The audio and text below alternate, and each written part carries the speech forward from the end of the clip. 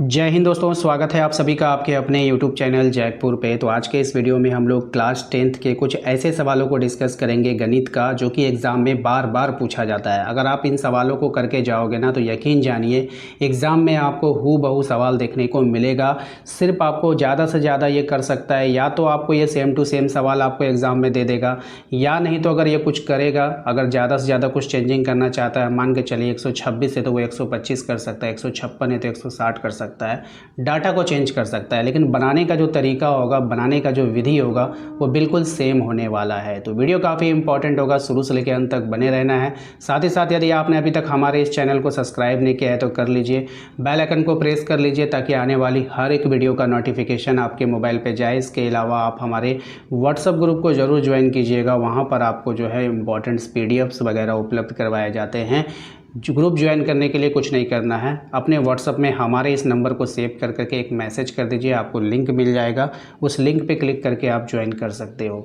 तो देखिए, सबसे पहला सवाल जो आज के इस वीडियो में हम डिस्कस करने वाले हैं, वो सवाल आपको यहाँ पे दिख रहा होगा। सवाल में कहा गया है आपसे कि अभाज्य गुणनखंड विधि के द्वारा 126 और 156 का एलसीएम ज्ञात करना है।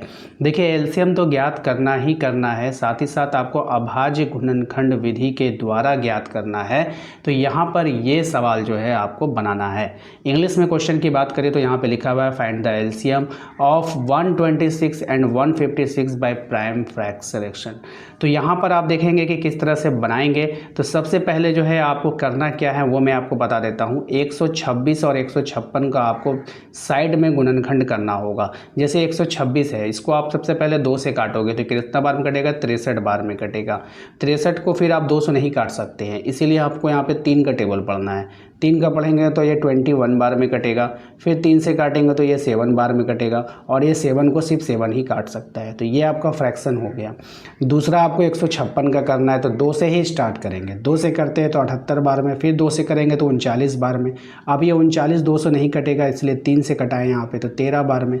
13 को कौन काटेगा? तो 13 को ओनली फॉर 13 ही काट सकता है। तो यहाँ तक हमने दोनों नंबर्स जो आपको दिए गए थे 126 और 156, इन दोनों का आपको फ्रैक्शन कर लेना है। जैसे ही फ्रैक्शन कर लेंगे, फ्रैक्शन करने के बाद आपको करना क्या? दोनों का यहाँ पे जो है गुणनखंड को लिखना है। जैसे 126 का गुणनखंड कितना है? तो ये बाहर वाले टर्म जो आप देख रहे हैं 2 गुना 3 गुना 3 गुना 7, ये बाहर वाले टर्म को आपको गुना करके लिख देना है। उसी प्रकार से जब आप 156 का लिखेंगे तो 156 का जितने भी बाहर वाले टर्म है 1 2 ये 3, यानी 2 गुना 2 गुना 3 गुना 13, तो इसको आप लोग को यहाँ पे लिख देना है। तो इसका मतलब हुआ आपने दोनों का 126 का और 156 का फ्रैक्शन वैल्यू क्या कर दिया? यहाँ पर लिख दिया है। ठीक है, इतना लिख देने के बाद अब आपको करना क्या है वो आपको समझना है। ठीक है,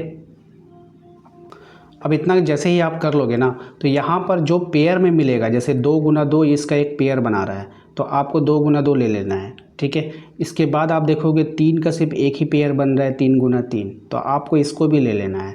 ठीक है, तो जिसका पेयर मिला, जिसका जोड़ा मिला, उसको तो आपको लेना ही लेना है। ठीक है, इसके बाद जिसका जोड़ा आपका जो है कोई मिला ही नहीं मिला, जैसे कि यहाँ पे आप देखेंगे 7 बच गया और 13 बच गया, ये ऐसा था जिसका कहीं से भी एक भी जोड़ा इसका नहीं मिला, तो आपको 7 गुना 13 यहाँ पे लेना है। ठीक है, बात समझ में आया?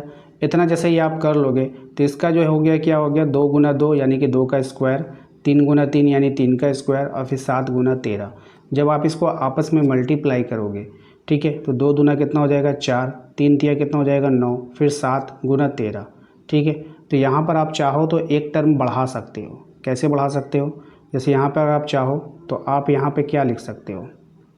ध्यान से, आप यहाँ पे एक टर्म ऐसे बढ़ा के लिख सकते हो, 4 गुना 9 गुना 7 गुना 13। तो आप एक टर्म इस तरह से बढ़ा सकते हो समझने के लिए। ठीक है, तो जब इसको आपस में सबको आप मल्टीप्लाई करोगे तो आपका जो आंसर आएगा वो 3276 आएगा। इसीलिए यहाँ पे हमने लिखा है कि 126 और 156 का जो एलसीएम होगा वो 3276 हो जाएगा। ठीक है, तो ये आपका एलसीएम निकल कर आ गया है। तो उम्मीद करते हैं कि आप लोगों को समझ में आ गया होगा। वीडियो को लाइक करना बिल्कुल भी नहीं भूलिएगा। ठीक है, दूसरा सवाल देखिए, हमारा जो दूसरा सवाल है इसमें कह रहा है कि 4x स्क्वायर प्लस 8x का शून्य ज्ञात कीजिए।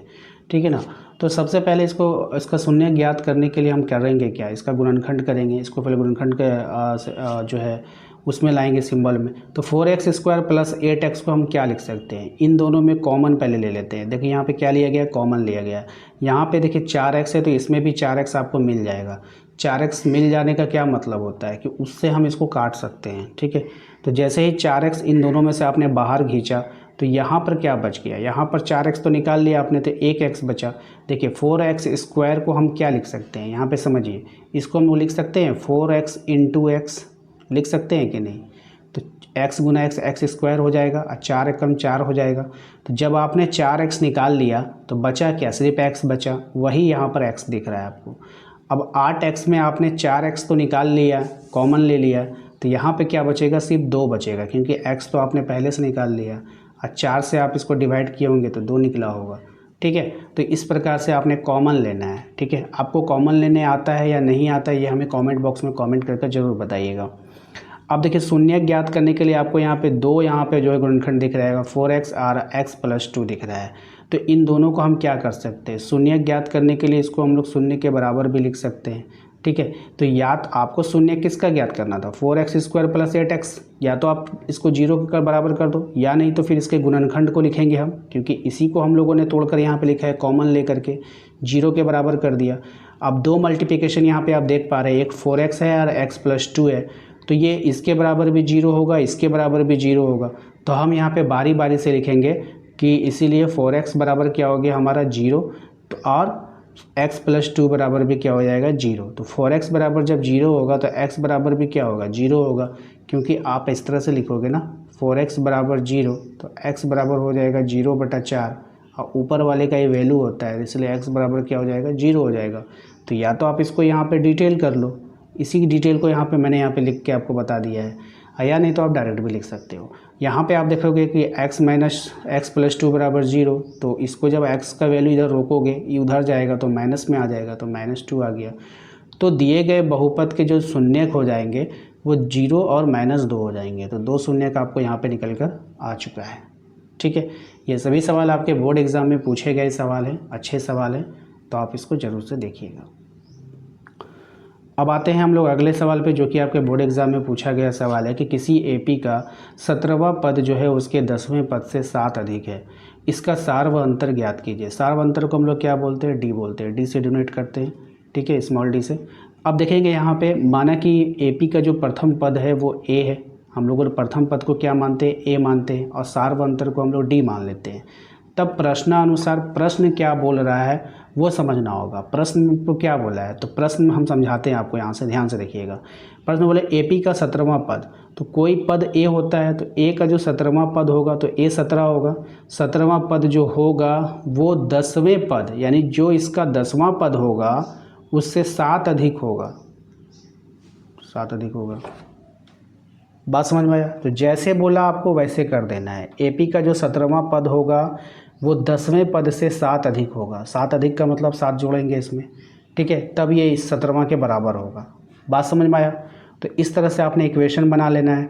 अब यहाँ पे आप देखोगे लिखने का जो तरीका क्या है, A17 है ना, A17, तो A17 को हम किस तरह से लिख सकते हैं, A17 को हम लोग क्या लिख सकते हैं, जैसे कि आप यहाँ पे लिखोगे तो एक कम करके हम लोग लिखते हैं, जैसे कि A17 है तो आप इसको लिख सकते हो A + 16D, इस तरह से लिखा जाता है। बात समझ में आया। तो ये A17 कहलाएगा।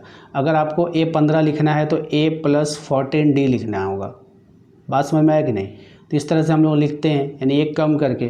तो यहाँ पे हम लोग A17 को लिखा है A + 17 - 1D, यानी कि बतवा वही हो जाएगा आपका A + 16D, ठीक है। डायरेक्ट भी आप लिख सकते थे, लेकिन यहाँ पे डिटेल में किया गया है। अब यहाँ पे देखिए A10 लिखा गया है, तो A 10वां पद को हम क्या लिख सकते हैं, तो A 10वां पद को हम लोग लिख सकते हैं A + 9D। A + 9D, 9D लिखने का मतलब हो गया कि हम लोग यहाँ पे 10 में से 1 माइनस कर रहे हैं, D और 7, तो इसको हम लोग क्या कर सकते हैं, डिटेल कर सकते हैं। तो यहाँ पर हमने इसको क्या किया, उसको विस्तारित करके लिखा है। ये जो वर्ड है ना A17, A10 + 7, इसी को विस्तारित करके यहाँ पे लिखा गया है। A17 को लिखने का तरीका हो गया 17 - 1D, ठीक है। तो ये A17 हो जाएगा, ओके। A10 का मतलब हो गया, A10 का मतलब हो गया कि 10 - 1 × D, यानी कि आप एक 9D लिख सकते हैं। मान लीजिए कि अगर आपको ये वाला समझ में नहीं आया तो इसको आप हटा दो, डायरेक्ट हटा दो इसको। तो हमने आपको क्या बोला कि 17 लिखना है तो a + 16d लिखिए, और 10 लिखना है तो a + 9d लिखिए, और 7 लिख दीजिए। आप डायरेक्ट यहाँ पर भी समझ सकते हो, अगर मान लो कि ये वाला लाइन समझ में नहीं आया, और अगर आपको समझ में आ गया तो बहुत अच्छी बात है, तो आप डायरेक्ट यहाँ पर भी तो आ सकते हो। तो यहाँ पर जब आने के बाद हम यहाँ पे देखिए क्या करने वाले हैं, तो ये 16d है, 16d में 9d जो है इधर आ जाएगा, ठीक है, 9d इधर आ जाएगा तो माइनस हो जाएगा, यहाँ 7 पहले से है, बात समझ में आया कि नहीं। और आप बोलोगे भैया ए कहाँ गया, तो ए और ए दोनों क्या हो गया आपका, कैंसिल हो गया, ए और ए कैंसिल हो गया, दोनों साइड अगर बराबर होता है तो वो घट जाता है, ख़त्म हो जाता है, ठीक है। तो दोनों साइड ये था, ए कैंसिल हो गया। अगर आप ऐसे नहीं जान रहे हो तो ए को अगर उधर ले जाओगे तो माइनस हो जाएगा, तो प्लस माइनस तो ऐसे ख़त्म हो जाएगा, ठीक है। तो 16d में आपका 9d को घटा दो तो बचेगा 7d, 7d बराबर 7 हो जाएगा। तो d बराबर जब आप निकालोगे ये 7 उसके नीचे आएगा, 7 से 7 कटेगा एक बार में, तो AP जो आपका निकल कर आ गया, AP का जो सार व अंतर जो D निकल कर आ गया वो कितना निकल कर आ गया, 1 निकल कर आ गया। तो उम्मीद करते हैं कि आप लोगों को आज का ये वीडियो पसंद आया होगा, वीडियो अच्छा लगा है तो वीडियो को लाइक कर देंगे। चैनल पे अगर पहली बार आएँ तो सब्सक्राइब कर लीजिए, बेल आइकन को प्रेस कर लीजिए ताकि आने वाली हर एक वीडियो का नोटिफिकेशन आपके मोबाइल पे जाए और आपकी परीक्षा की तैयारी अच्छे से हो पाए। अगर कोई सवाल है मन में, कोई डाउट है आपको, तो आप हमें कमेंट बॉक्स में कमेंट जरूर कीजिएगा। साथ ही साथ आप हमारे दिए गए नंबर पर एक व्हाट्सअप मैसेज करके अपने ग्रुप को जरूर ज्वाइन कर लीजिएगा, जहाँ पर आपको इंपॉर्टेंट्स नोट्स वगैरह उपलब्ध करवाए जाएंगे, ठीक है। मिलते हैं नेक्स्ट अगले वीडियो में, थैंक यू।